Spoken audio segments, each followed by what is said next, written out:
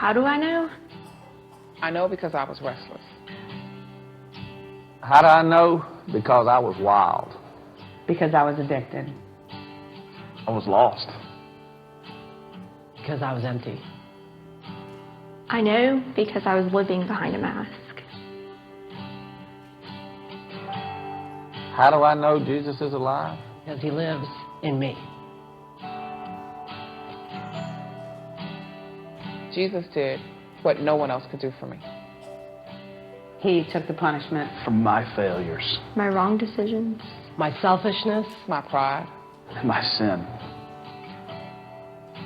He was beaten. He was mocked. He was tortured.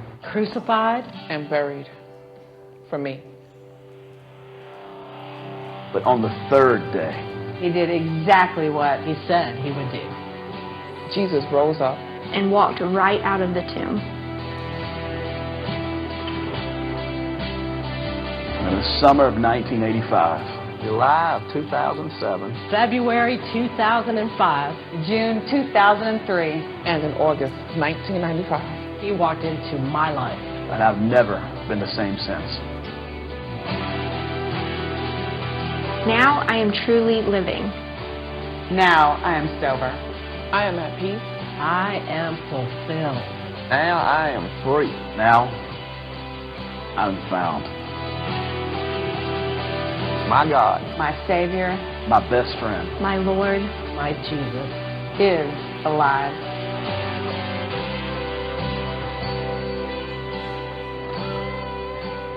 The tomb may be empty, But my heart is full.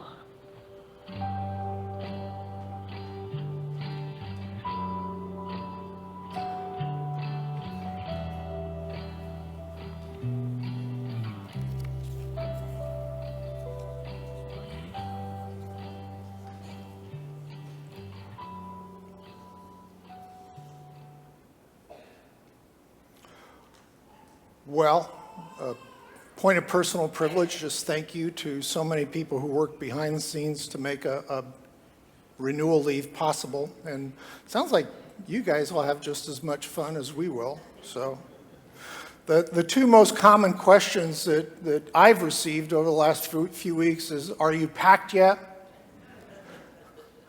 And is Liz going with you? So I take it as, are you gone yet? And can Liz stay? That's what I hear. She's going, nope, she's going along. She's part of the package. So today we celebrate the reality of the resurrection. On this day, we join together with Christ followers and churches all around the world. And we say these words. We say, this changes everything. Turn to the people on each side of you and say, this changes everything.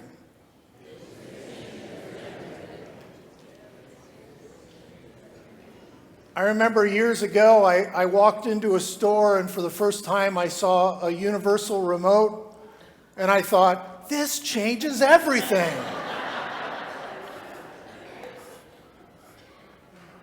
Aren't you going to miss me?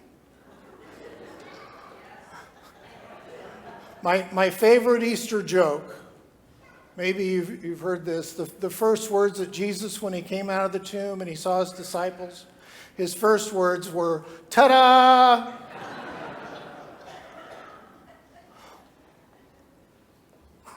Today, that moment of ta-da changes everything. In 1962, archaeologists from Norway, they began to investigate some ruins on the northern tip of the island of Newfoundland in Canada. And it was at a place called Lans o Meadows, and locals would call it an old Indian camp. And the archaeologists found evidence in a dig of 8 buildings, which they later identified as living quarters and repair shops for boats. They were workshops of 11th century Norsemen. And what they discovered in this place was everyday tools and everyday items that were used by Norse Vikings and not used by by Native Americans. They found an original stone lamp, a whetstone, a bronze fastening pin. And that discovery in that time changed everything. What this meant was that the Vikings landed in North America first about 500 years before Columbus did. You see, something like that comes along every once in a while that changes everything. It's rare. The finding of the Rosetta Stone changed how Egyptian hieroglyphics were read. The invention of the printing press, the discovery of penicillin, the shepherd that discovered coffee beans. Thanks be to God. It changed everything. I mean, he took that first drink and he thought, man, this changes everything. But of all the momentous occasions in history, the most significant and the most controversial is why we celebrate this day, the resurrection of Jesus Christ. Imagine for a moment his disciples, what they went through that weekend, and then hearing for the first time, hearing from Mary that the stone had been moved and that the tomb was empty. Imagine rushing to that tomb and looking in, that place of death, and seeing an empty tomb. And then seeing a resurrected Jesus. The disciples literally had to look around and say, this changes everything. And it does. Here we are over 2,000 years later, and we're still talking about it. We're still celebrating it. We're despite fighting for time and significance. This is the greatest news of all. Didn't the kids do a great job of singing it? Jesus is not dead. He is alive. You know how to finish that sentence. And so everything that Jesus said, everything that Jesus did, everything that Jesus taught, every miracle is not dead, barren, or empty, but are affirmed by the resurrection. The promises of God are true. And so we know that Jesus is not just a prophet. He's not just a famous rabbi. He's not just a teacher of morality. Jesus is the Son of the living God! Exclamation point. This changes everything. The resurrection changed the lives of the disciples, and the resurrection changes the lives for us today. See, it's not only Simon Peter that we find stumbling and bumbling through the Gospels. The disciples as a group are regularly presented as not quite knowing what's going on or why it's happening. We heard that this morning in what Sarah read. The disciples still hadn't made the connection with an empty tomb. They simply hadn't figured things out yet. But this day for them changed everything. The resurrection proved that everything that Jesus said was true. See, before meeting Jesus, they had been fishermen, they'd been tax collectors, they'd been ordinary people. But it's interesting, at least to me, that God placed them in that particular time, in that particular place, to be first-hand witnesses to his resurrection. And then to go proclaim this resurrection all throughout Jerusalem and Judea and Samaria and where to the ends of the earth. In the early morning hours, Mary Magdalene goes from weeping to joy when she discovered that the man in the garden was actually Jesus. everything in her life changed. The resurrection of Jesus did not change the original followers of the time of the New Testament, but not only changed their lives, but changes us today. Many of you remember Billy Graham wrote about the unique feature of the resurrection for us. That the resurrection is what distinguishes Christianity from every other religion. Not only does it carry the truth of redemption, but it carries the fact that Jesus rose again. He wrote, "Only the Christian faith claims that its leader died and rose again and is, at this moment, alive." Many gravestones include the inscription, "He here lies," but on Christ's tombs are emblazoned the words, "He is not here."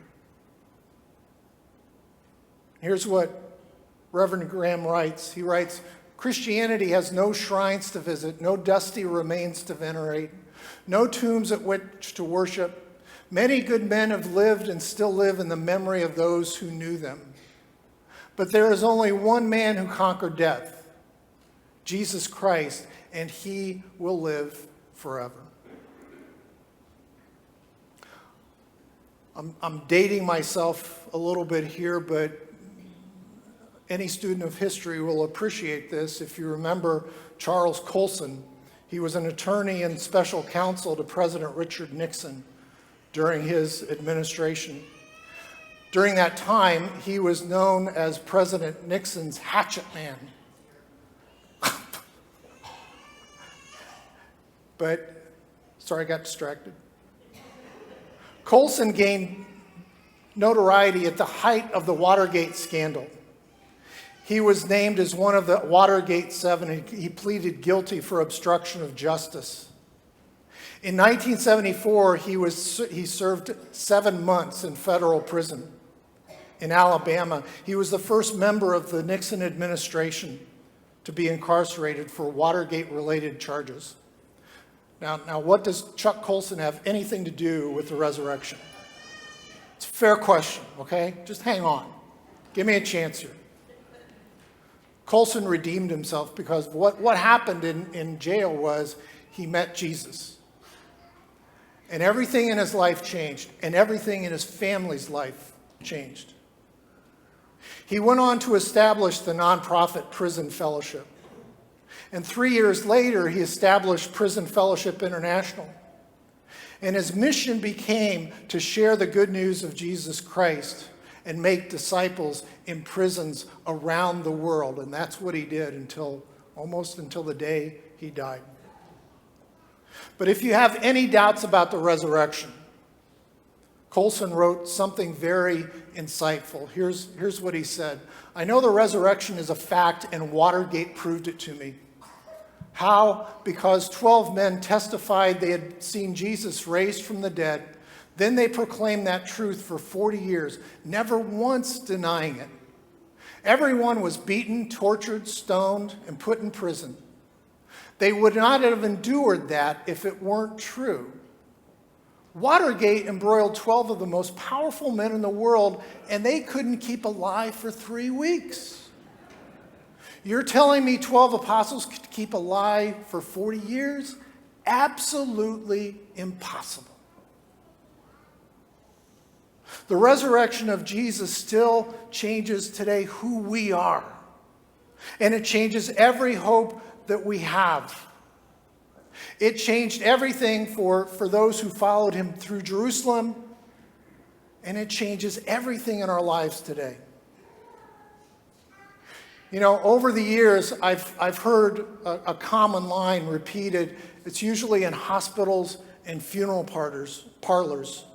But the line goes like this: "Pastor, I don't know how people who don't know Jesus get through something like this." See, whenever I'm feeling empty, whenever I'm feeling tired, whenever I'm feeling just wiped out, I remember the promises of Jesus and the reality of today, the reality of the resurrection. that there is nothing like it, because this changes everything. The resurrection of Jesus is what Peter had in mind when he wrote this. Always be prepared to give a reason for the hope that you have. Always be prepared to give a reason for the hope that you have. Where is your hope today? Today is much more than about chocolate Easter bunnies and flowers and eggs. Today we celebrate hope because, in fact, Jesus is risen. We celebrate hope because, in fact, the tomb is empty. We have hope because, in fact, Jesus is alive. And this changes everything. A wise man once wrote, Buddha is dead, Confucius is dead, Muhammad is dead, Joseph Smith is dead, Karl Marx is dead, but our Redeemer lives because Jesus is